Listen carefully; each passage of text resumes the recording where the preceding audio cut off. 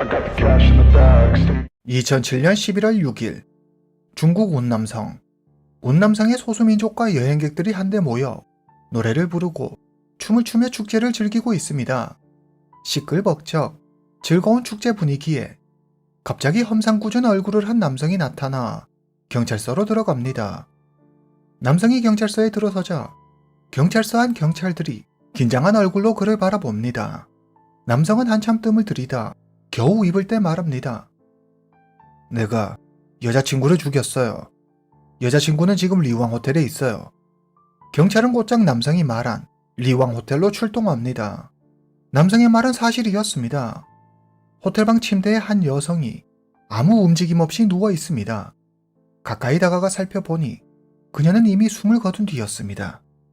부검 결과 여성은 사망한 지 이미 이틀이 지났으며 사인은 질식사로 여성의 목에는 조른 흔적이 선명히 남아 있었습니다. 그리고 숨지기 전 남성과 관계한 흔적이 있었는데 여성의 체내에 있는 DNA를 채취해 분석해보니 경찰서로 찾아와 자신의 죄를 자수한 남성의 DNA와 완벽히 일치했습니다. 과연 남성의 말은 사실일까요? 남성은 여성을 왜 죽인 걸까요? 오늘 이야기 시작합니다. 경찰 조사가 진행되면서 두 사람 사이에 이상한 점이 발견됩니다. 피해 여성의 이름은 슈첸. 당시 나이 22세. 예쁜 얼굴과 몸매의 소유자인 슈첸은 꽤 유명한 모델입니다. 상하이 슈퍼모델 우승, 미스 투어리즘 퀸 인터내셔널 차이나 우승, 그리고 같은 대회 월드 파이널 10인에 선정되는 등 화려한 경력을 가지고 있습니다. 남성의 이름은 웨이레이. 당시 나이 30세. 그는 현재 일정한 직업을 가지고 있지 않습니다. 뛰어난 외모와 능력을 갖춘 여성에 비해 남성은 일반적이고 지극히 평범해 보였습니다. 제3자의 눈에 비친 두 사람은 뭔가 어울리지 않는 커플이었습니다. 특히 이해할 수 없는 점은 슈첸과 웨이레이 모두 같은 산동성 사람이기는 했지만 이번 리장 여행이 두 사람의 첫 만남이었다는 것입니다. 그러니까 두 사람이 알게 된 지 겨우 며칠밖에 안 됐다는 거죠. 근데 부검 결과 슈첸이 살아있을 때 웨이레이와 관계를 맺었습니다. 경찰의 머릿속에는 한 가지 다른 가능성이 떠오릅니다. 웨이레이가 슈첸에게 몹쓸 짓을 하고 그녀를 살해한 건 아닐까? 의심이 들기 시작한 경찰은 강하게 웨이레이를 압박합니다. 그러자 웨이레이가 황당무계한 말을 꺼냅니다. 사실 슈첸과 난 서로를 죽여주기로 약속했어요. 난 단지 그녀가 편히 세상을 떠날 수 있게 도와준 것 뿐이에요. 이건 또 무슨 말일까요? 화려한 경력을 가진 앞날이 창창한 모델이 직업도 없는 웨이레이와 사귀었다는 건 진짜일까요? 두 사람은 왜 운남성 리장에 왔고 슈첸은 왜 그곳에서 목숨을 잃게 된 걸까요? 먼저 슈첸에 대해 알아보겠습니다. 슈첸, 1985년 1월 25일 출생. 산동성 텅저우시의 평범한 가정에서 태어났습니다. 키가 큰 부모님의 유전자를 물려받아 그녀 역시 고등학교 때 이미 키가 180cm에 가까웠습니다. 게다가 예쁘장한 외모와 균형 잡힌 몸매로 어릴 때부터 모델의 기질이 보였습니다. 하지만 슈첸이 처음부터 모델이 되고 싶었던 건 아니었습니다. 그녀의 부모는 딸이 기술학교를 나와 안정된 직장에 다니기를 원했죠. 슈첸의 아버지 시광리는 화학비료 제조 공장에 다녔습니다. 하루는 그가 다니는 공장에서 내부 행사로 모델 대회를 엽니다. 무대에 설 여성 모델을 찾던 중 시광리는 키가 큰 자신의 딸 슈첸을 추천합니다. 우연한 기회에 슈첸은 아버지가 다니는 공장에서 주최하는 모델 대회에 참가하게 되고 이곳에서 그녀는 일생일대의 기회를 잡게 됩니다. 모델 뒤에 진행을 위해 초청된 교수가 슈첸을 보고 단번에 그녀의 모델로서의 가능성을 알아본 것입니다. 교수는 슈첸을 훈련시켜 각종 모델 대회에 출전시킵니다. 슈첸은 작은 대회부터 하나씩 각종 대회를 휩쓸며 자신의 존재를 알렸고 모델업계의 주목을 받게 됩니다. 슈첸은 청도 예술학교 중 하나인 려인 모델 예술학교에 들어가 본격적으로 모델의 꿈을 키워갑니다. 그리고 우연히 자신의 인생을 바꿀 또 한 번의 기회를 만나게 됩니다. 그것은 바로 미스 투어리즘 퀸 인터내셔널 차이나 대회였습니다. 그녀는 대회 기간 동안 감기에 걸려 고생하지만 특유의 승부근성으로 칭다오 지역 예선에서 좋은 성적을 거둡니다. 그리고 본선에 진출해 우승합니다. 슈첸은 연일 언론의 스포트라이트를 한몸에 받으며 달라진 자신의 위상을 실감합니다. 그리고 더 큰 성공을 위해 베이징으로 갑니다. 그러나 세상 모든 일이 그렇듯 베이징에서의 생활은 그녀의 예상과는 많이 달랐습니다. 본격적인 모델 활동을 위해 베이징으로 왔지만 금방 스타가 될 수 있을 거라는 슈첸의 기대와는 달리 일이 잘 풀리지 않았습니다. 1년 뒤 슈첸은 다시 고향으로 내려옵니다. 그녀는 부동산 회사에서 일하며 틈틈이 모델 일을 병행하고 있습니다. 슈첸은 칭다오 사람인 리진위와 만나 사랑에 빠집니다. 두 사람은 빠르게 연인 사이로 발전합니다. 슈첸은 리진위의 집에서 함께 살기로 합니다. 2007년 11월, 슈첸은 전화 한 통을 받습니다. 전화를 건 남성은 슈첸에게 모델 일을 의뢰하는데 운남성 리장에서 나흘 동안 진행될 촬영에 7,000위안, 우리 돈 약 125만 상당의 돈을 주겠다고 합니다. 슈첸은 너무 기뻤습니다. 살면서 한 번은 꼭 가고 싶었던 리장에 갈 기회가 생기다니. 그것도 돈을 벌면서 말이죠. 슈첸은 남자친구 리준이를 졸라 그의 허락을 받습니다. 슈첸에게 모델 일을 의뢰한 사람이 바로 웨이레이였습니다. 웨이레이는 전문대를 졸업하고 직장을 여러 군데 옮겨 다니다 현재는 아무 일도 하지 않는 상태였습니다. 그는 리장을 여행하면서 그곳 소수민족의 다채롭고 아름다운 의상에 완전히 매료되고 맙니다. 그래서 칭다오의 운남성 소수민족의 옷가게를 열기로 마음먹죠. 가게를 열기 전 그는 가게 홍보를 위해 현지를 배경으로 카탈로그 촬영을 하기로 합니다. 2007년 10월, 웨이레이는 고등학교 친구이자 모델 활동을 하는 황나에게 모델이 되어달라고 말합니다. 그러나 남편의 반대로 황나는 웨이레이의 제안을 거절합니다. 황나는 대신 자신이 알고 있는 다른 사람을 추천해 주지만 그녀 역시 가족의 반대로 웨이레이의 제안을 거절합니다. 모델을 찾던 웨이레이는 한 신문사 편집자를 만나게 되고 그녀에게서 슈첸을 소개받습니다. 2007년 11월 2일 밤 9시, 웨이레이는 슈첸에게 전화해 리장 출장관에 관해 설명합니다. 약 2,000장 정도의 사진을 찍게 되며 일정은 총 4일간 진행될 예정이고 보수는 이 일이 끝나고 돌아왔을 때 7,000위안을 주겠다는 내용이었습니다. 리장은 슈첸이 살면서 꼭 가보고 싶었던 도시 중 하나였습니다. 게다가 보수도 꽤 짭짤했죠. 슈첸은 웨이레이와 함께 일을 하기로 합니다. 2007년 11월 3일 오전, 리장으로 떠나는 웨이레이와 슈첸의 장거리 여정이 시작됩니다. 그들은 기차를 타고 쿤밍까지 가서 쿤밍에서 비행기로 갈아타고 리장까지 갈 계획입니다. 처음 만나는 사이라 서먹서먹하기는 했지만 곧 두 사람은 친구처럼 가까워집니다. 웨이레이가 고용한 운전기사에 따르면 웨이레이와 슈첸 두 사람은 공항에서 처음 봤을 때 함께 여행 온 커플인 줄 알았다고 했습니다. 운전기사가 착각할 만큼 두 사람은 꽤 가까워져 있었죠. 두 사람은 이동하는 내내 즐겁게 이야기를 나누고 일정 등을 상의했습니다. 슈첸은 남자친구에게 통화도 하고 문자 메시지도 보냈는데 남자친구에게 보낸 문자 메시지를 보면 웨이레이가 자기를 친동생처럼 챙겨주고 잘해준다고 했습니다. 그러나 웨이레이는 경찰 조사에서 좀 다르게 말합니다. 슈첸이 날 좋아했어요. 옥령설산으로 가는 차 비용도 그녀가 지불했고 자기 신분증으로 호텔방도 예약했어요. 그리고 주기로 한 7,000위안도 필요 없다고 했죠. 이 말은 사실일까요? 분명한 건 슈첸과 웨이레이 두 사람은 호텔방을 하나만 사용했고 그 방은 슈첸의 이름으로 예약됐다는 것입니다. 리장으로 오는 길이 피곤했던 두 사람은 간단히 씻은 뒤 각자 자기 침대에서 잠이 듭니다. 다음 날 2007년 11월 4일 일요일, 웨이레이와 슈첸은 아침 일찍 옥령설산에 올라가 사진을 찍습니다. 오후가 되자 그들은 시내로 돌아와 밥을 먹습니다. 이때 슈첸은 피곤하다며 차에서 잠을 자고 운전기사와 웨이레이 두 사람만 밥을 먹으러 식당에 갑니다. 식사 시간이 끝나고 슈첸과 웨이레이는 리장의 호수 라시에로 가서 촬영합니다.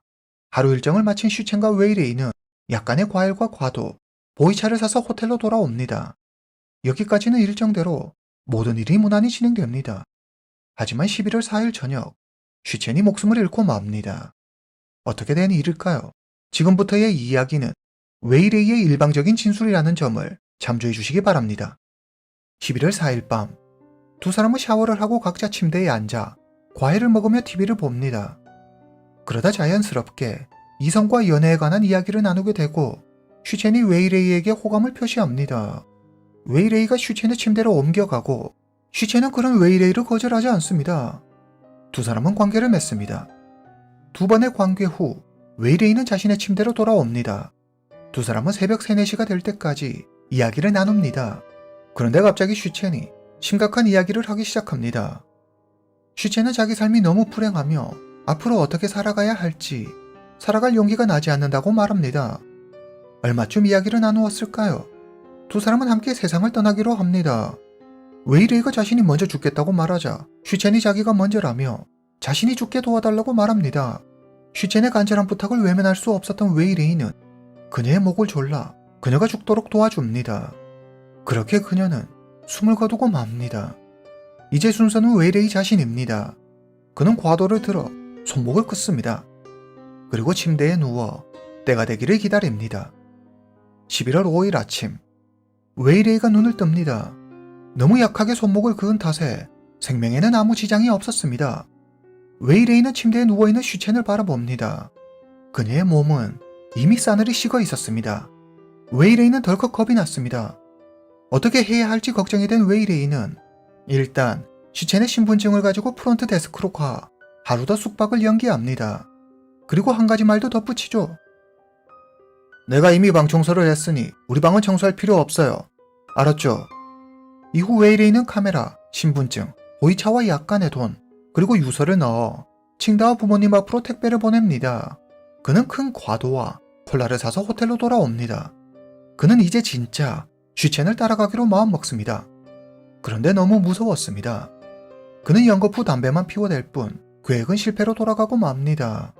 이렇게 또 하루가 흘러갑니다. 11월 6일 아침, 웨이레이는 다시 슈첸의 신분증을 가지고 호텔방을 하루 더 연장합니다. 그런데 이번에는 직원이 웨이레이의 신분증도 환기해달라고 요구합니다. 한바탕 소동이 일어나지만 결국 웨이레이는 슈첸의 신분증으로 방을 하루 더 연기하는 데 성공합니다. 이때 슈첸의 남자친구 리진위는 여자친구 걱정에 잠도 이루지 못하고 있습니다. 11월 4일 이후로 완전히 연락이 끊겨버렸기 때문입니다. 리진위는 슈첸의 휴대전화 통화 기록을 조회합니다. 그리고 슈첸이 리장으로 간 이후 자주 통화한 전화번호를 하나 발견합니다. 해당 전화번호로 전화해보니 웬 남성이 전화를 받았습니다. 그 남성은 바로 웨이레이와 슈첸이 일정 중 타고 다녔던 차량의 운전기사였습니다. 운전기사는 웨이레이와 슈첸이 리왕 호텔에 묵고 있다는 사실을 알려줍니다. 리진위는 웨이레이와 슈첸이 리왕 호텔 1301호에 묵고 있다는 사실을 알아내고 바로 1301호로 전화합니다. 1301호의 전화벨이 울립니다. 한참을 망설이던 웨이레이가 수화기를 집어듭니다. 전화를 건 사람이 슈첸의 남자친구 리진이라는 사실을 안 웨이레이는 당황합니다. 그러나 이내 평정심을 되찾고 거짓말을 합니다. 일이 끝나고 슈첸은 이미 떠났어요. 오후 1시쯤 출발하는 비행기를 타고 갔어요. 리진이가 슈첸과 연락이 되지 않는다고 하자 웨이레이가 말합니다. 아, 휴대전화를 여기에 두고 갔더라고요. 내가 나중에 가서 돌려줄게요. 리진이와 통화를 끝낸 웨이레이는 슈첸의 휴대전화에서 유심카드를 빼 변기에 버리고 물을 내립니다. 웨이레이는 경찰이 자기를 잡으러 올까봐 너무 겁이 났습니다. 결국 그는 자수하기로 마음먹습니다. 여기까지가 웨이레이가 밝힌 사건의 전말입니다. 한편 전화를 끊을 리진위는 곧장 공항으로 달려갑니다. 그리고 여자친구 슈첸이 오기를 기다리죠. 하지만 아무리 기다려도 그녀는 모습을 보이지 않았습니다. 슈첸이 살해되고 해당 사실이 언론을 통해 알려지면서 많은 사람이 그녀의 안타까운 죽음을 애도했습니다. 슈첸을 알고 있는 사람들은 슈첸은 자기의 삶을 사랑하는 긍정적인 사람이었다며 웨이레이의 말이 절대 사실일 리 없다고 했습니다. 그녀의 모델 활동 모습을 기억하는 이들 역시 그녀가 갑자기 낯선 이에게 자기가 죽도록 도와달라고 할 리 없다며 웨이레이의 말에 의혹을 제기했습니다.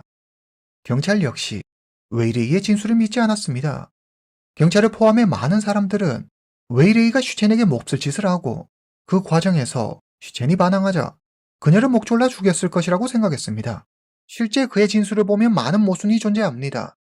첫 번째, 슈첸의 부검 감정서를 보면 그녀의 몸에는 많은 멍자국과 상처가 있었습니다. 슈첸의 침대에서는 그녀의 혈흔이 검출되기도 했죠. 분명 몸부림치고 반항한 흔적이 있습니다. 절대 죽으려 하는 모습이 아니었습니다. 두 번째, 웨이레이 역시 죽으려고 결심했다면 손목을 끊는 방법 말고도 다른 선택할 방법은 많았을 겁니다. 하지만 그는 그러지 않았죠. 손목에 난 상처도 아주 경미한 수준이었습니다. 안색도 아주 정상적이었죠. 세 번째, 만약 웨이레이가 죽을 생각이었다면 그는 왜 슈첸의 신분증을 이용해 호텔 숙박을 연기한 걸까요? 그리고 슈첸의 남자친구에게는 왜 거짓말을 했을까요? 경찰은 그가 살인을 저지르고 처벌이 두려워 말도 되지 않는 핑계를 대고 있다고 생각합니다. 한편에서는 웨이레이와 슈첸이 한방에서 묵었다는 사실에 슈첸이 웨이레이에게 여지를 주었다며 슈첸을 비난하기도 했습니다. 슈첸의 부모는 정성을 다해 딸 슈첸을 키웠습니다. 그리 넉넉지 않은 가정 형편임에도 그녀를 세계적인 모델로 키우기 위해 노력을 아끼지 않았죠. 그들은 어린 딸이 이렇게 세상을 떠났다는 사실을 받아들일 수 없었습니다. 슈첸의 부모는 너무 억울했습니다. 그들은 변호사를 통해 경제적, 정신적 피해 보상금으로 183만 위안, 우리 돈 약 3억 3천만 원을 청구합니다. 이에 웨이레이의 아버지는 웨이레이가 정신질환을 앓고 있다고 주장하며 심신미약으로 인한 우발적인 범행임을 주장합니다. 하지만 2008년 7월 전문가의 정신감정을 통해 웨이레이는 아무 문제 없는 정상이라는 진단을 받습니다. 웨이레이의 아버지는 슈첸 가족과 합의해 피해보상금 40만 위안, 우리 돈 약 7천만 원을 주기로 합니다. 그럼 웨이레이에 대한 사법부의 판단은 어떨까요? 2008년 11월 19일 리장지방법원은 웨이레이에게 고의살인죄를 적용해 사형을 선고합니다. 그리고 2년간 형집행을 유예합니다. 웨이레이는 처벌이 너무 무겁다며 항소합니다. 오늘 이야기는 여기까지입니다. 다음 시간에 뵙겠습니다.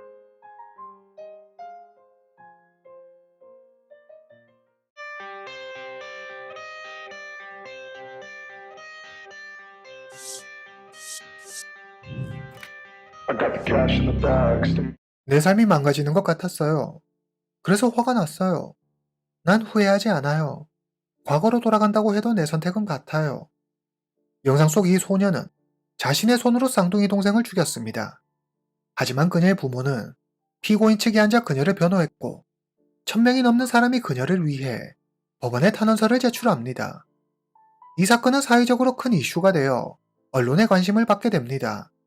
대체 어떤 사연이 있길래 이 소녀는 동생의 목숨을 빼앗는 엄청난 짓을 저지른 걸까요? 그리고 그녀의 부모를 비롯한 많은 사람이 왜 그녀의 편에 서는 걸까요? 오늘 이야기 시작합니다. 두 사람은 쌍둥이입니다. 언니의 이름은 리아오 팅팅, 동생의 이름은 리아오 진진입니다. 1988년생 쌍둥이 자매에게는 한 살 어린 여동생이 한 명 있습니다. 쌍둥이 자매가 태어나고 3개월 뒤 자매의 부모는 랴오닝 성에서 스촨성 청두로 이사 갑니다. 자매의 아버지 라오주영은 퇴역 군인으로 군대에서 배운 기술로 시계와 전기제품 등을 수리하는 수리점을 운영합니다. 처음에는 거리에서 자리를 깔고 시작한 일이었지만 10년의 고생 끝에 자기만의 수리점을 갖게 됩니다. 그리고 대출이 있기는 하지만 가족이 편히 지낼 수 있는 집도 한 채 마련하죠. 딸 3명 모두 부모님 말씀 잘 듣고 공부도 열심히 하는 착한 딸로 성장합니다. 아버지 라오지용의 노력으로 집안 형편도 점점 나아져 5 식구는 남부럽지 않게 지낼 수 있게 됩니다. 쌍둥이 자매 팅팅과 진진은 쌍둥이여서 그런지 성격도 학교 성적도 모두 비슷했습니다.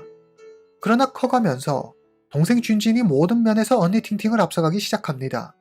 동생 준진은 조금 더딘 언니 팅팅을 잘 도와주는 착한 동생이었습니다. 랴오 부부는 큰 욕심 없이 아이들이 건강하게 자라기만을 늘 소망했습니다. 하지만 이들 부부의 바람은 한 사건으로 산산이 부서지고 맙니다. 이들에게 무슨 일이 일어난 걸까요? 함께 2001년으로 가보겠습니다. 2001년 3월 쌍둥이 자매가 13살이 됐습니다. 긴 겨울이 가고 따뜻한 봄이 왔습니다. 랴오 가족은 봄맞이 소풍을 갑니다. 공원에서 한참 재미있게 놀고 있는데 갑자기 비가 쏟아집니다. 갑작스러운 비에 모두 흠뻑 젖고 맙니다. 이날 오후 준진이 시름시름 앓더니 결국 몸져 눕습니다. 어린 준진이 비에 맞아 감기에 걸린 거라고 생각해 감기약을 먹이고 며칠 쉬면 곧 좋아질 거라고 생각합니다. 그러나 준진의 병세는 좀처럼 나아지지 않았습니다. 오히려 악화되더니 일주일 후 의식을 잃고 맙니다. 랴오 부부는 준진을 데리고 병원으로 갑니다. 준진의 병명은 뇌수막염이었습니다. 18일 후 준진은 깨어납니다. 다행히 의식은 회복했지만 뇌수막염은 준진의 몸에 큰 후유증을 남깁니다. 처음에는 몸이 아프거나 손발이 저리는 정도의 상대적으로 가벼운 수준의 후유증이었는데 얼마 지나지 않아 그 증상이 심각해집니다. 준쥐는 완전히 다른 사람으로 변해버렸습니다. 정신 나간 사람처럼 발작을 일으키고 갑자기 화를 내더니 물건을 집어던지고 주변 사람을 때리는 등 폭력적으로 변합니다.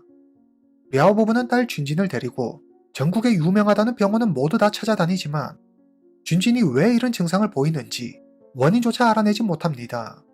하지만 랴오 부부는 포기할 수 없었습니다. 딸을 꼭 치료할 수 있을 거라는 믿음으로 TV에 나오는 약이란 약은 다 사서 준진에게 먹입니다.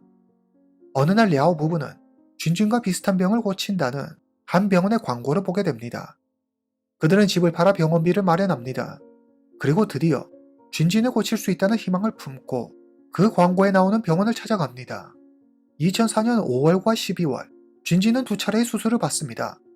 하지만 어찌된 영문인지 준진은 조금 더 나아지지 않았습니다. 되레 수술 전보다 더 폭력적이 됩니다. 자기 눈에 띄는 건 그게 뭐든 모조리 박살내버리고 그것도 모자라 주변 사람에게 무력을 행사합니다. 준진의 행패에 준진의 어머니는 7 바늘이나 꿰매는 상처를 입게 되고 다른 가족의 몸 역시 온통 멍투성이었습니다. 준진의 수술비를 마련하기 위해 집까지 팔아버린 랴오 부부는 아이들과 함께 작은 집에 새들어 살았습니다. 준진은 갑자기 일으키는 심각한 정신발작 때문에 하는 수 없이 학교도 그만두게 됩니다.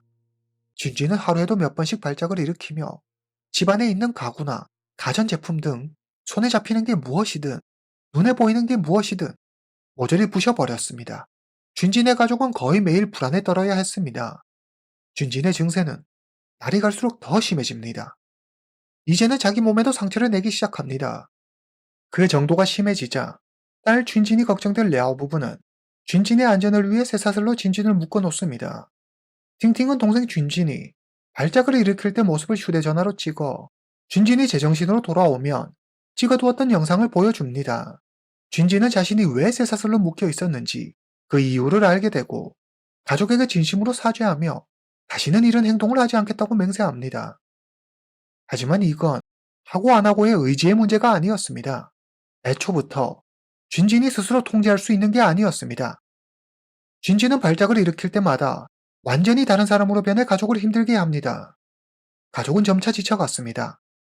아버지 라오츠용은 자신의 무능으로 이 모든 일이 생긴 것이라며 자책합니다. 그리고 고통받는 가족을 보며 한 가지 결단을 내립니다. 그는 딸 준진을 안락사시키기로 결정합니다.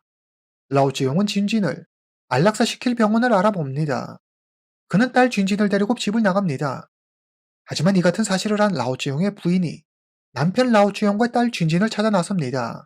라오츠용의 부인은 한 공장 건설 부지에 있는 남편과 딸을 발견하고 함께 집으로 돌아옵니다. 이들의 안타까운 사연은 한 매스컴을 통해 사람들에게 널리 알려졌고 이들을 딱하게 여긴 한 단체에서 1만 위안, 우리 돈 약 180만 원 상당의 성금을 모아 전달합니다. 그러나 아버지가 딸을 주기로 했다며 비정한 아버지라 비난하는 사람들도 있었습니다. 랴오지용은 자기가 잘못했다는 것을 잘 알고 있었지만 다른 사람이 하는 이야기에 신경 쓸 여유 따위는 그에게 없었습니다. 랴오지용은 부인과 상의해 준진을 정신병원에 보내기로 합니다. 하지만 청두에는 준진을 받아주겠다는 병원이 없었습니다. 그들은 인근 병원을 수소문해 간신히 준진을 받아주겠다는 팽주시의 한 병원을 찾습니다. 2007년 8월 21일 오전, 랴오지용이 전화를 받습니다. 준진이 입원해 있는 병원에서 온 전화였습니다. 아버님, 준진의 상태가 너무 심각해요. 더 이상 우리 병원에서 지내는 건 힘들 것 같아요. 이른 시일 내에 집으로 데려가셨으면 좋겠어요. 준진의 부모와 쌍둥이 언니 팅팅은 준진이 입원해 있는 팽주시 병원으로 갑니다. 병원에 도착한 그들은 충격적인 장면을 마주하고 맙니다. 준진은 돌보는이 하나 없는 병실에 혼자 방치된 채 바지도 입지 않고 두꺼운 이불 하나만 덮고 있었습니다. 게다가 침대 위는 먹고 남은 음식 찌꺼기와 대소변 등으로 엉망이었습니다. 딸의 참혹한 모습에 화가 난 준진의 가족은 간호사를 찾아가 따지지만 간호사는 그러니 준진을 데리고 집으로 가라고 큰소리칩니다. 자신들은 도저히 준진을 보살필 수가 없으니 준진을 병원에 계속 두고 싶으면 가족 중 누가 남아 준진을 직접 돌보라고 말합니다. 병원의 태도는 매우 강경했습니다. 준진의 가족은 상의 끝에 언니 팅팅이 병원에 남아 동생 준진을 간호하기로 합니다. 리아오 부부는 앞으로 어떻게 할지 방법을 찾아오겠다며 큰딸 팅팅만 남겨놓은 채 병원을 떠납니다. 다음날 아침 8월 22일 전화벨이 울립니다. 경찰에게서 온 전화였습니다. 리아오 진진의 아버님이시죠? 어젯밤 리아오 진진이 사망했습니다. 그런데 범인이 되게 큰 따님 리아오 팅팅입니다. 리아오 지용은 망치로 세게 머리를 맞은 것처럼 멍했습니다. 팅팅은 진심으로 동생 준진을 아끼고 사랑했습니다. 그런데 팅팅이 준진을 죽였다니 그는 믿을 수 없었습니다. 경찰은 현장에서 리아오 팅팅을 체포합니다. 경찰은 조사 과정에서 팅팅이 심한 우울증을 앓고 있다는 사실을 알게 됩니다. 그러면 리아오 팅팅의 진술에 따라 그녀가 왜 동생을 죽이게 됐는지 사건의 진실을 알아보겠습니다. 준진의 쌍둥이 언니 리아오 팅팅. 리아오 팅팅은 밝고 명랑한 소녀였습니다. 하지만 동생 준진이 이름 모를 정신병에 걸리고 사실상 팅팅의 삶은 거기서 끝나버리고 맙니다. 아버지 리아오 지용은 가족의 생계를 위해 이전보다 더 많은 일을 하면서 대부분의 시간을 수리점에서 보냈습니다. 어머니는 그런 아버지를 뒷바라지하랴, 집안 살림하랴, 딸 셋을 돌보랴, 하루 24시간이 모자랄 만큼 바빴습니다.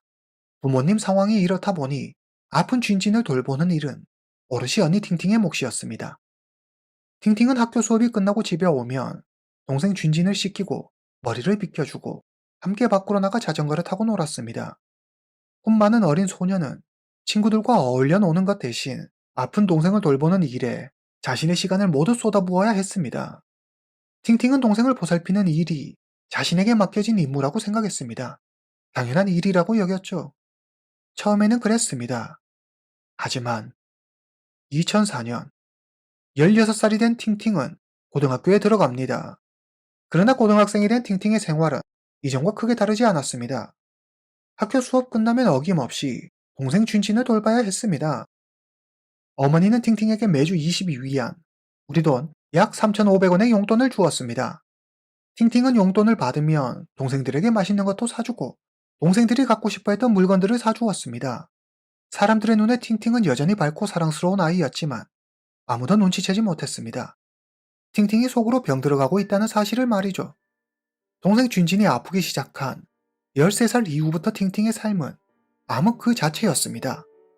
걸핏하며 주먹을 휘둘러대는 준진 때문에 팅팅의 몸은 항상 상처투성이었습니다. 2번의 수술을 받은 후 상태가 더 심각해진 준진이 한 번은 과도를 팅팅에게 휘둘러대는 바람에 하마터면 팅팅이 죽을 뻔한 일도 있었습니다. 이날의 사고로 팅팅은 뒤통수를 무려 14바늘이나 꿰매야 했습니다. 이런 큰일을 겪은 뒤에도 팅팅은 여전히 동생 준진을 돌봐야만 했습니다. 고등학생, 한창 예민한 시기에 팅팅은 집에서도 학교에서도 어디 하나 의지할 곳이 없었습니다. 어린아이가 감당하기에 현실은 너무 가혹했습니다. 팅팅은 희망을 잃어버립니다.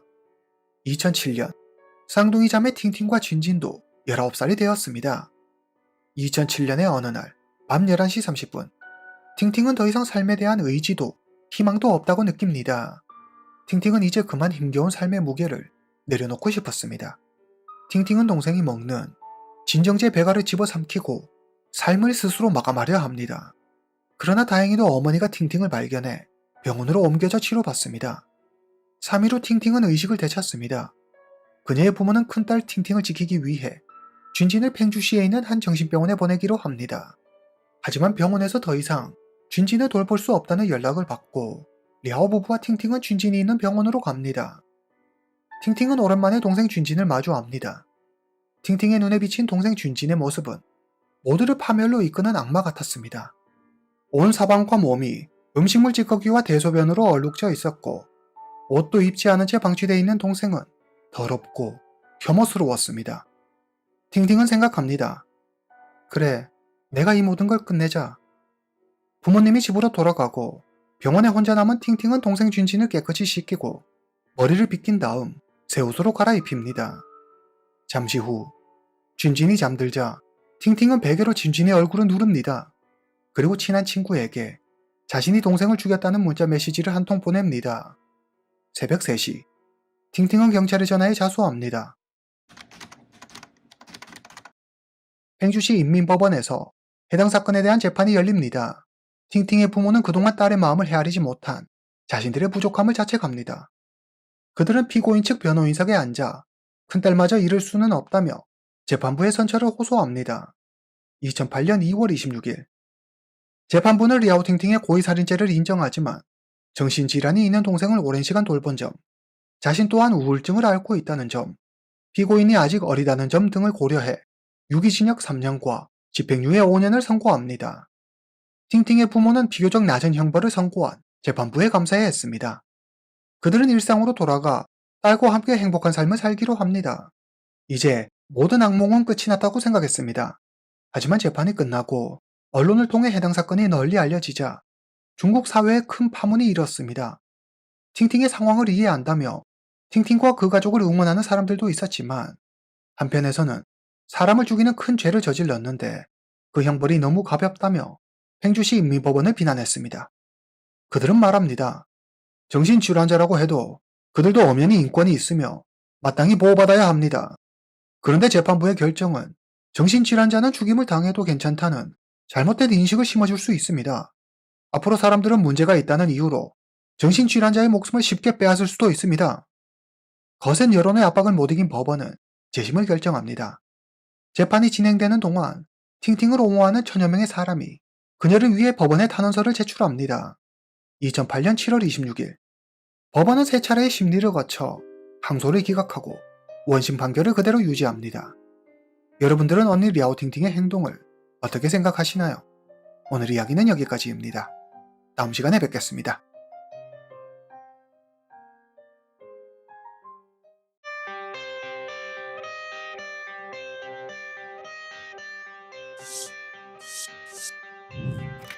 I got the cash in the bags. 2012년 3월 11일 오후 요녕성 개원시 경찰서에 전화벨이 울립니다. 한 여성이 자신의 집에서 농약을 마시고 숨진 채 발견됐다는 신고 전화였습니다. 사건 현장은 일반 서민들이 거주하는 평범한 아파트였습니다. 숨진 여성의 이름은 남문영. 당시 나이 43세. 남문영은 첫 번째 결혼에 실패하고 새로운 사랑을 만나 행복한 시간을 보내고 있었습니다. 그러나 남자친구의 직장이 먼 탓에 그녀는 대부분의 시간을 혼자서 보내야 했습니다. 사건 당일 역시 그녀는 집에 혼자 있었습니다. 남문영의 가족은 그녀가 갑자기 왜 이런 말도 안 되는 선택을 했는지 도무지 이해할 수 없었습니다. 경찰이 남문영의 집에 도착했을 때 그들은 말로 형언할 수 없는 묘한 기분을 느꼈습니다. 커튼이 쳐져 있어 낮임에도 방 안은 어두컴컴했고 방은 적막감으로 가득했습니다. 방 안 침대 위에 남문영이 누워 있었습니다. 그리고 침대 옆에는 쌀 한 공기, 술 한 병, 향초, 부적이 놓여 있었는데 어떤 의식을 치른 듯 보였습니다. 집안은 온통 농약 냄새로 진동했고 남문영의 입에서도 농약 냄새가 났습니다. 그런데 정작 있어야 할 농약병이 보이지 않았습니다. 손에 쥐어져 있든 아니면 침대 주변 어딘가에 떨어져 있든 해야 할 텐데 농약병은 집안 어디에도 없었습니다. 잠시 후 경찰관 한 명이 밖으로 나가 남문영의 집 베란다 쪽으로 가서 주변을 살펴봅니다. 그리고 그곳에서 깨진 유리 조각을 발견합니다. 언뜻 봐도 농약병 같았습니다. 가까이 가서 냄새를 맡아보니 농약 냄새가 진하게 올라왔습니다. 만약 이 깨진 유리 조각이 남문영이 마신 농약병의 일부라면 너무 이상했습니다. 법의학자는 남문영의 얼굴에서 1cm 정도 되는 상흔을 발견합니다. 농약이 얼굴에 떨어지면서 생긴 상처로 추정됐습니다.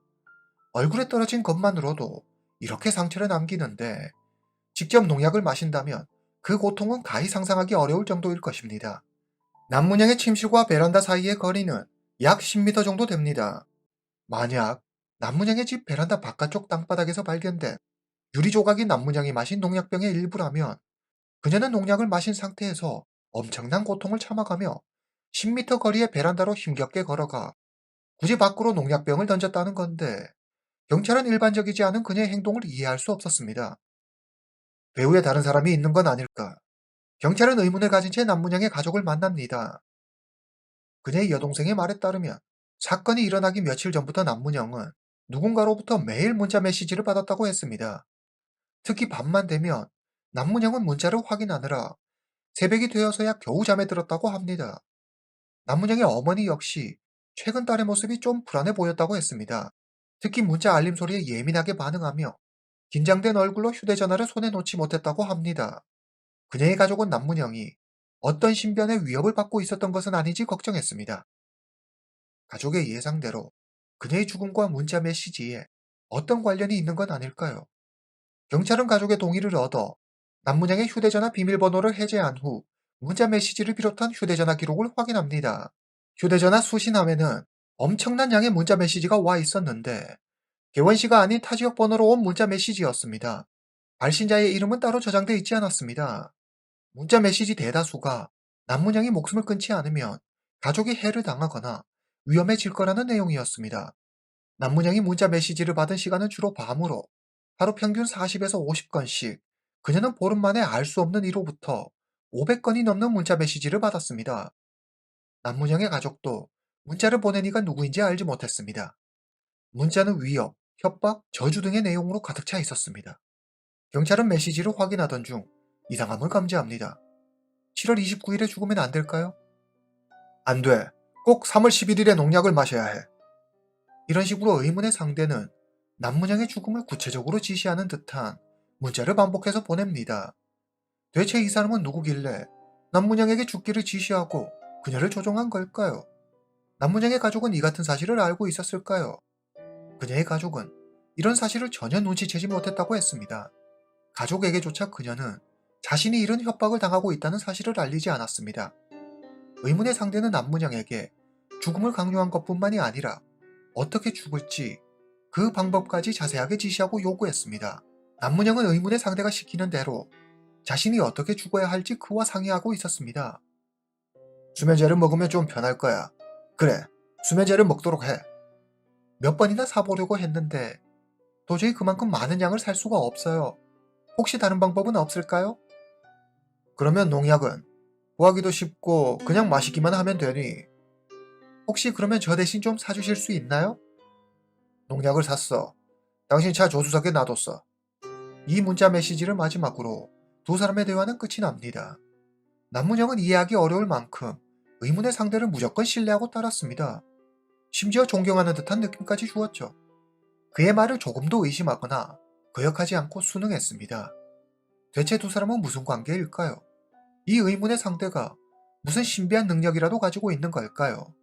이 사람은 대체 누구일까요? 경찰은 지금까지 사건 현장에 처음으로 도착한 사람이 남문영의 여동생인 줄 알았습니다. 하지만 조사 도중 남문영의 여동생에게서 중요한 정보를 하나 듣게 됩니다. 언니 집에 와보니 언니는 이미 숨을 쉬지 않고 있었어요. 저보다 언니 남자친구 왕연애가 먼저 와 있었는데 그는 침대 옆에 쭈그리고 앉아 언니 얼굴을 닦고 있더라고요. 남문영의 남자친구 왕연애. 그는 남문영이 이혼하고 만난 남성입니다. 왕연애는 사업을 하다 망해 큰 빚을 지게 됐는데 남문영의 도움으로 다시 재기할 수 있었습니다. 두 사람은 정식으로 혼인신고를 하지는 않았지만 부부나 다름없는 사이였습니다. 주변인들 모두 그들을 부부로 생각했습니다. 남문영과 왕년에는 여느 부부 못지않게 행복하게 잘 지내고 있었습니다. 남문영의 가족도 남자다운 왕년애를 사이처럼 생각하고 좋아했습니다. 남문영이 왕년애를 만나는 4년 동안 남문영의 가족은 그를 진짜 가족처럼 대했습니다. 왕년애는 길림에서 직장을 다니고 있는 탓에 자주 집에 오지 못했습니다. 그러나 집에 올 때면 남문영과 함께 시간을 보내는 것뿐만 아니라 꼭 남문영의 집까지 찾아가 다 함께 시간을 보낼 정도로 한가족이나 다름없이 지냈습니다. 경찰은 왕년애를 찾아갑니다. 일이 끝나고 남문영을 보러 집에 갔어요. 그런데 남문영이 거품을 물고 침대에 쓰러져 있더라고요. 경찰이 묻습니다. 그런데 왜 바로 경찰에 신고하지 않았죠? 경찰의 물음에 왕년애가 답합니다. 이미 늦은 것 같았어요. 신고를 해봤자 소용없다고 생각해 신고하지 않았어요. 분명 부부나 다름없는 깊은 사이라고 했는데 사랑하는 사람의 죽음 앞에서 저렇게 담담할 수 있다니. 경찰 조사 결과 왕연애는 3월 10일 개원시에 왔습니다. 그리고 남문영은 3월 11일 농약을 마십니다. 우연의 일치일까요? 왕연애의 행동이 이상하다고 느낀 경찰은 왕연애의 행적에 대해 자세히 조사합니다. 3월 10일 왕연애는 개원시에 왔지만 남문영과 함께 살고 있는 집으로 가지 않았습니다. 남문영의 여동생의 말에 따르면 그는 호텔에서 지냈다고 합니다. 길림에서 일하느라 대부분의 시간을 외지에서 보내는 그가 오랜만에 집에 돌아왔는데도 집으로 가지 않고 호텔에서 잤더라. 무언가 이치에 맞지 않았습니다. 경찰의 의심은 더욱 커집니다. 경찰은 왕연애가 묵었다는 호텔로 찾아갑니다. 그런데 호텔 숙박 명단에 그의 이름이 없었습니다. 그는 거짓말을 하는 게 분명했습니다. 경찰은 당장 왕연애를 경찰서로 소환합니다. 사실 제가 다른 여자를 만나고 있어요. 그날 그 여자 집에서 잤어요. 제가 다른 사람을 만나고 있다는 사실이 탄로 날까봐 겁이 나 거짓말한 거예요. 그는 사건 당일 3월 11일 아침 8시에 자신의 차를 타고 그 여자 집을 떠났다고 했습니다. 하지만 CCTV 확인 결과 왕연애는 아침 7시 14분에 검은색 자동차를 타고 그 여성의 집을 떠났습니다. 그가 말한 시간과는 약 45분 정도 차이가 나죠. 45분 정도야 사람이 정확하게 기억하지 못할 수도 있고 이게 뭐 그리 큰 문제냐 생각하실 수도 있지만 개원시는 아주 작은 도시입니다. 큰 명절 말고는 차가 막힐 일도 거의 없죠. 남문양의 집은 왕년애가 몰래 만나고 있는 여성의 집에서 자동차로 15분이면 충분히 도착할 수 있는 거리에 있습니다. 즉, 사건 당일 7시 14분에서 8시까지 약 45분간 왕년애의 행적이 묘연했습니다. 45분. 경찰은 그 정도의 시간이면 범행을 저지르기에 충분하다고 판단했습니다.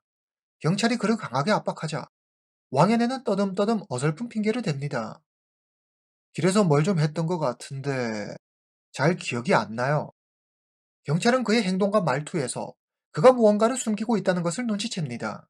경찰은 왕연애를 유력 용의자로 지목하고 그에 대해 집중 수사를 벌입니다. 남문양이 받은 마지막 문자 메시지에 농약을 사서 조수석에 두었다는 내용이 있었습니다. 경찰은 이 문자 메시지를 근거로 한 가지 가설을 세웁니다. 45분. 확인되지 않은 그 시간에 왕연애가 농약을 사서 남문양의 차에 둔 것 아닐까. 경찰은 시내에 있는 모든 농약 가게를 조사합니다. 그러다 한 가게 점원이 왕연애의 사진을 보고 그를 알아봅니다. 점원은 3월 11일 사건 당일 그가 가게 첫 번째 손님으로 와 정확하게 그를 기억한다고 했습니다. 농약 가게에는 CCTV가 3개나 설치되어 있었습니다. CCTV에는 3월 11일 당시의 모습이 모두 담겨 있었습니다. CCTV 영상을 살펴보겠습니다. 3월 11일 오전 7시 46분 왕연애가 농약 가게로 들어옵니다. 그는 휴대전화로 누군가와 전화하는 듯 하더니 물건들을 훑어보며 점원에게 농약이 어디에 있는지 묻습니다. 그리고 왕연애는 계산을 하기 위해 계산대로 갑니다. 그런데 그는 뭔가 불안한 듯 계속 주위를 살핍니다. 그러더니 CCTV 카메라를 한번 쓱 쳐다보더니 놀란 듯 거스름돈도 받지 않고 바로 몸을 돌려 가게를 나가려고 합니다. 점원이 그를 불러 세우자 그는 하는 수 없이 잔돈을 챙겨 농약을 가지고 가게를 나갑니다. 왕연애는 경찰이 자신의 모습이 찍힌 CCTV 영상을 보여주자 그제야 사건의 진실을 이야기합니다. 그럼 왕연애의 진술에 따라 사건을 재구성해 보겠습니다. 밸런타인데이 파티에서 왕연애는 한 여성을 만나게 됩니다. 그녀는 남문양보다 훨씬 더 어리고 예뻤습니다. 어린 여자에게 첫눈에 반한 왕연애는 자신을 솔로라고 속이고 그녀에게 접근합니다. 그녀 역시 왕연애가 싫지 않았습니다. 두 사람은 곧 연인 사이가 됩니다. 하지만 왕연애에게는 이미 4년이란 시간을 함께한 남문영이 있었습니다. 그는 자신의 새로운 사랑에 방해가 되는 남문영을 없애고 싶었다고 고백합니다. 그런데 이해가 되지 않는 점이 있습니다. 왕연애는 남문영과 같이 살면서 사실혼 관계를 유지하고 있었지만 사실 엄밀히 말하면 이들은 남남입니다. 아무리 가까운 사이라고 하지만 그냥 헤어지면 그걸로 끝이죠. 그런데 그는 왜 남문영을 죽이고 싶어 했을까요? 믿기 힘들지만 왕년에는 양심의 가책을 느껴 그녀를 죽이고 싶었다고 말합니다. 사업에 망하고 빚에 쫓기며 인생에서 나락으로 떨어졌을 때 자신의 곁을 지켜준 이가 바로 남문영이었습니다. 그는 남문영의 도움으로 다시 일어설 수 있었습니다. 지금 그가 타고 다니는 차도 남문영이 사준 것이죠. 남문영의 가족 역시 그를 사위처럼 생각하고 잘해주었습니다. 가장 힘들고 어려웠던 시간을 함께 버텨준 남문영에게 차마 자기 입으로 헤어지자는 말을 할 수 없었습니다. 그는 묘안을 하나 떠올립니다. 남문영은 첫 번째 결혼에 실패하고 매우 큰 정신적 충격을 받았습니다. 이혼 후 그녀는 한동안 방 안에 틀어박혀 밖에도 나가지 않고 사람들도 만나지 않은 채 혼자 지냈습니다. 그녀는 심한 우울증을 겪었고 삶의 의욕까지 잃어버렸습니다. 그때 그녀를 어둠에서 구해준 존재가 있었는데 그것은 바로 무속신앙이었습니다. 남문양이 우울증에 빠져 어둠 속을 헤매고 있을 때 그녀는 우연히 무속신앙을 접하게 되었고 그것들을 믿게 되었습니다. 그녀는 매일같이 정성을 다해 기도했고 마침내 우울증을 극복할 수 있었습니다. 남문양은 이 신앙의 영험함으로 자신이 모든 어려움을 이겨내고 다시 세상 밖으로 나올 수 있었다고 믿었습니다. 이후 남문양은 무속신앙에 빠져 그들을 절대적으로 신뢰합니다. 왕년에는 이런 남문양의 믿음을 이용하기로 합니다. 그는 익명으로 휴대전화 심카드를 하나 구매합니다. 그리고 자신을 한 종교의 교주라고 속이고 남문양에게 접근해 문자 메시지를 보냅니다. 너희 가족이 곧 몰살당할 위기에 처했어. 여기서 벗어나려면 네가 재물이 되는 수밖에 없는데 내 목숨을 바쳐 가족을 구해야 해. 하지만 걱정은 하지 마. 내가 있잖아. 내가 시키는 대로만 하면 넌 사흘 뒤에 다시 살아날 거야. 날 알게 된 걸 하늘에 감사해. 얼굴도 보지 못한 사람이 하는 이런 뜬금없는 말을 믿을 사람이 세상에 몇이나 될까 싶지만 무속신앙에 완전히 빠져버린 남문영은 교주라고 사칭하며 연락해오는 왕연의 말을 곧이곧대로 믿었습니다.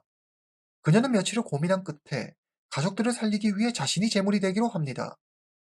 3월 11일 아침, 왕연애는 아침 일찍 몰래 만남을 가지고 있는 여성의 집에서 나와 농약을 삽니다. 그 후 남문영과 함께 살고 있는 집으로 가 그녀의 자동차 조수석에 농약을 놓아둡니다. 그리고 남문영에게 농약을 샀다는 문자를 보냅니다. 8시 5분, 남문영이 차에서 농약을 가지고 집으로 들어갑니다. 왕연애는 구석에 몰래 숨어 이 모습을 모두 지켜봅니다. 10분 후, 왕연애는 사건 발생 시간에 자신이 사건 현장에 없었다는 완벽한 알리바이를 만들기 위해 남문영의 부모님 집으로 갑니다. 오전 10시, 왕연애는 남문영에게 전화합니다. 그녀는 전화를 받지 않습니다. 그는 확신합니다. 드디어 농약을 마셨구나. 왕연애는 갑자기 남문영의 가족에게 말합니다. 어머니, 아버지, 문영이가 전화를 받지 않아요. 뭔가 예감이 좋지 않아요. 빨리 집에 가봐야겠어요. 잠시 후 남문영의 집에 도착한 왕연애는 그녀가 숨을 쉬지 않는 것을 확인하고 안도합니다. 침대 옆에는 자신이 시킨 대로 쌀과 향초, 부적이 놓여 있었습니다. 왕연애는 이 의식을 통해 남문영이 3일 뒤에 다시 살아날 거라고 그녀를 속였습니다. 순진했던 그녀는 교주라는 왕년의 말을 철석까지 믿고 그가 하라는 대로 다 한 거죠. 남문영이 죽었다는 걸 확인한 왕년에는 방 정리를 합니다. 그리고 남문영을 침대에 반드시 눕히고 농약병을 베란다 밖으로 던집니다. 얼마 후 남문영의 동생이 도착하고 남문영이 숨진 걸 확인한 동생이 경찰에 신고하려고 하자 왕연애가 이를 말립니다. 이미 늦어 전화해도 소용없다면서 말이죠. 남문영의 여동생은 왕연애의 행동이 이상해 의심이 들긴 했지만 설마 그가 진짜 그녀의 언니를 죽게 했을 것이라고는 생각하지 못했습니다. 그의 진술은 여기까지입니다. 아직 재판 결과는 나오지 않았습니다. 하지만 많은 이들은 교주라고 사칭해 왕연애가 남문영에게 한 행동은 그녀를 직접 죽인 것이나 진배 없다며 그에게 사형이 선고될 거라고 믿고 있습니다. 왕연애가 합당한 처벌을 받게 되길 바랍니다. 오늘 이야기는 여기까지입니다. 다음 시간에 뵙겠습니다.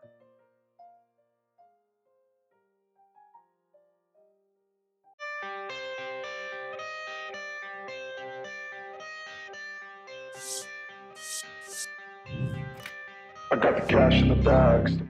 公诉人问你几个问题，希望你能够如实回答。我拒绝回答。想抓抓吧。这个在询问你之前，我希望你能够明白啊，这次的开庭我呢，明白，不用说了。回答公诉人的提问。不想回答，为什么不想回答？不想，这是你最后的机会，希望你珍惜。不要了。第三个问题，你为什么要杀他？好玩。好玩。 여러분이 방금 보신 영상에서 나온 이 사람의 이름은 펑슈앙푸.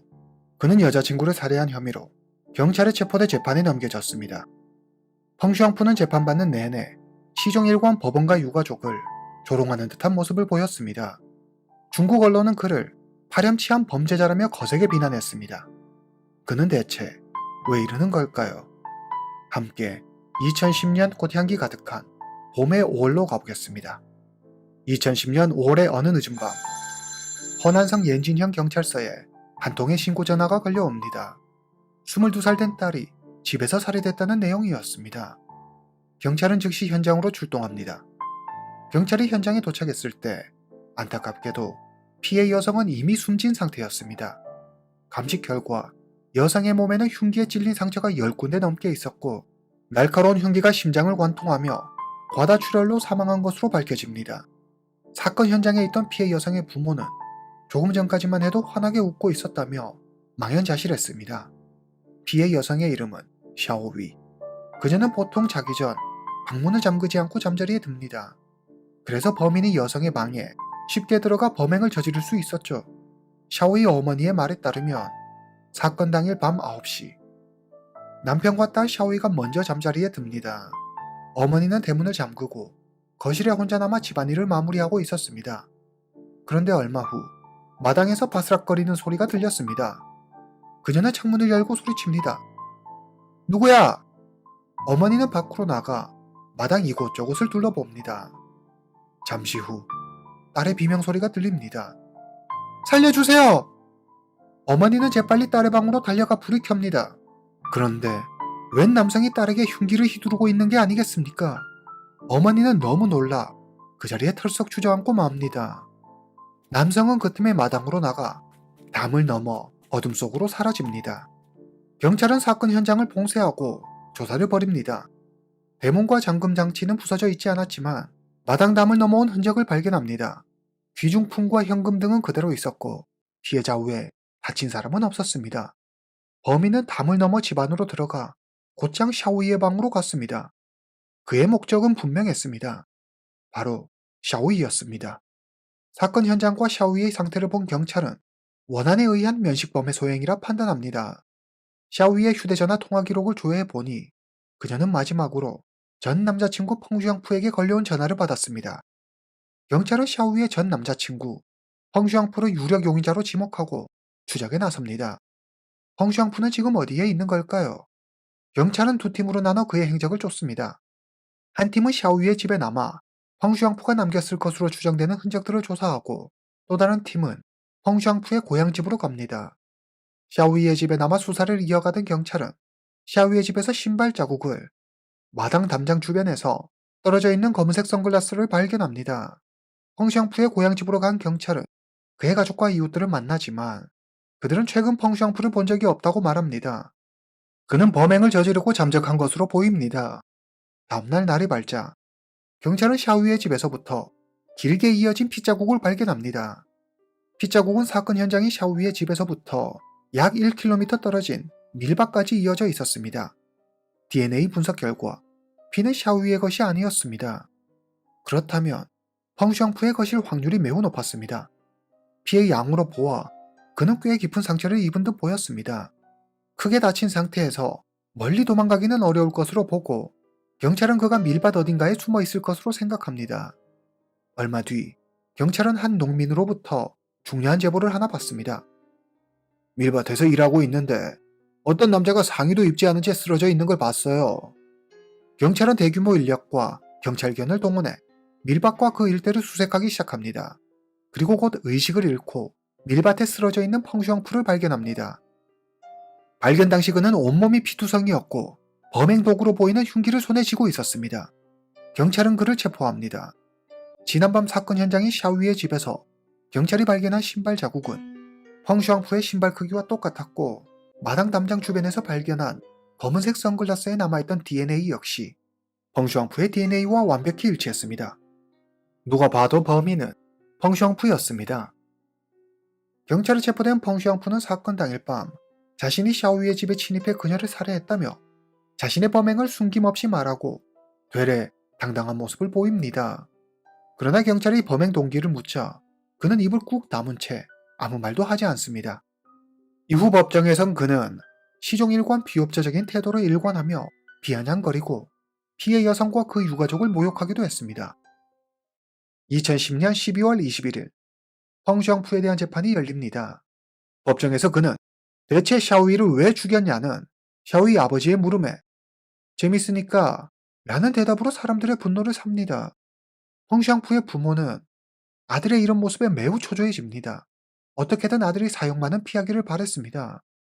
펑주앙푸의 부모는 아들 펑주앙푸에게 피해자와 그 가족에게 진심으로 사죄하고 재판부의 질문에 성심성의껏 답하라고 타이르지만 펑슈앙푸는 아버지의 눈물에 잠시 흔들리는 듯 하더니 이내 이를 악물고 독한 말을 쏟아냅니다. 계속 그런 말이나 할 거면 그냥 가. 이제 난 당신들하고 아무 관계도 없는 사람이니까. 그러니 더 이상 내 일에 상관 마. 펑슈앙푸는 재판에서 자신의 죄를 인정했지만 끝까지 잘못을 인정하고 반성하는 태도를 보이지 않았습니다. 게다가 왜 죽였냐는 피해자 샤오이 아버지의 물음에 그는 재미삼아 살인을 했다고 말합니다. 도대체 펑슈앙푸는 왜 이러는 걸까요? 그와 피해자 샤오이 사이에 무슨 원한이 있는 걸까요? 지금부터 펑슈앙푸의 진술을 바탕으로 사건을 재구성해 보겠습니다. 2009년 여름, 고향을 떠나 장수성에서 일하는 펑슈앙푸는 그곳에서 같은 고향 사람 샤오이를 만나게 됩니다. 외로운 타지에서 같은 고향 사람을 만난 두 사람은 금방 친구가 되어 서로 의지하며 고단한 타지 생활을 견뎌나갑니다. 몇 달 후 연인이 된 펑슈앙푸와 샤오이는 미래를 약속합니다. 펑슈앙푸는 샤오이와 함께 고향 허난성에 있는 부모님 댁에 인사드리러 갑니다. 샤오이를 본 펑슈앙푸의 부모는 그녀를 매우 마음에 들어 했습니다. 펑슈앙푸의 부모는 두 사람이 아직 어리지만 빨리 결혼해 자리 잡기를 원했습니다. 며칠 후 샤오이 역시 펑슈앙푸와 함께 부모님께 인사드리러 갑니다. 하지만 두 사람의 기대와 달리 샤오이의 부모는 펑슈앙푸를 탐탁지 않게 여겼습니다. 샤오이의 부모는 두 사람의 결혼을 완강히 반대했습니다. 그러나 펑슈앙푸와 샤오이는 진심으로 서로를 아끼고 사랑하면 어떤 어려움도 이겨낼 수 있을 거라고 믿었습니다. 하지만 얼마 지나지 않아 가족과의 갈등을 견디지 못한 샤오이가 펑슈앙푸에게 이별을 통보합니다. 그러나 펑슈앙푸는 이별을 받아들일 수 없었습니다. 그는 샤오이를 찾아가 함께 이 시련을 이겨내자고 말합니다. 끈질긴 그의 설득에 흔들린 샤오이는 부모 몰래 펑슈앙푸를 만나기로 합니다. 샤오이의 생일날 펑슈앙푸가 말합니다. 생일 축하해. 네가 만약 날 떠난다면 난 널 죽여버릴 거야. 느닷없는 펑슈앙푸의 말에 샤오이는 그만큼 펑슈앙푸가 자신을 사랑한다는 뜻이라고 생각하고 별 대수롭지 않게 넘겼습니다. 시간은 흐르고 두 사람은 예전보다 더 깊은 사이가 됩니다. 펑슈앙푸는 다시 샤오이와 함께 고향에 계신 부모님을 찾아뵙니다. 펑슈앙푸의 부모는 여전히 두 사람이 하루빨리 결혼하기를 바랬습니다. 펑슈앙푸의 부모 역시 샤오이의 부모가 두 사람의 결혼을 반대한다는 사실을 알고 있었습니다. 아들의 결혼을 위해 펑슈앙푸의 부모는 직접 샤오이의 부모를 만나 설득하기로 합니다. 펑슈앙푸의 부모는 샤오이의 부모를 극진히 대접하며 아이들의 결혼 이야기를 꺼냅니다. 그러나 샤오이 부모의 태도는 생각보다 더 차가웠습니다. 그들의 태도는 무척 단호했습니다. 샤오이의 부모는 말도 안 되는 핑계까지 들먹입니다. 서로 집이 너무 머네요. 우리 딸이 좀 더 가까운 곳으로 시집 갔으면 좋겠거든요. 펑슈앙푸의 집에서 샤오이의 집까지의 거리는 약 100km 정도 됩니다.